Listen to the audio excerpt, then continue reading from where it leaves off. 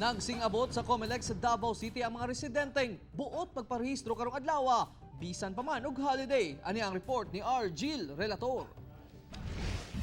Lunes hangtod Sabado, alas 8 hangtod alas 5 sa hapon, lakip holidays. Abli ang mga opisina sa COMELEC aron mo cater sa mga magparehistro.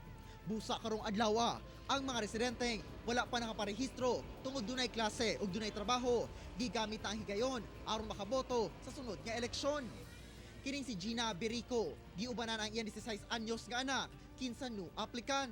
Sanglit walay klase, karon gayud kini nakahigayon. Para naagad siya record na para pasunod boto, makaboto na siya. Kay 16 years old naman siya. Samtang, busy sab nga nag-fill out og form, kining 44 anyos nga si Rufina Varquez, alang sa change status. Sanglit walay klase sab ang iyang anak, karon lang sab siya nakahigayon. Gihatagan yun ako kigayon kay lisod man jud nga single pa niya, nabay ko anak.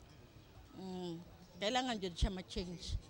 Hangtod Setyembre 30 ang application sa tanang transaksyon sa COMELEC agig pagpangandam sa eleksyon.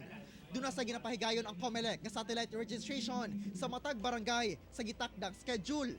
Ana sa 2 million ka mga new voter ang gilauman sa duha ka bulan nga pagparehistro sa COMELEC. Kauban si Jojo Solarte sa kamera. Ako si Orgil Relator para sa One Mindanao.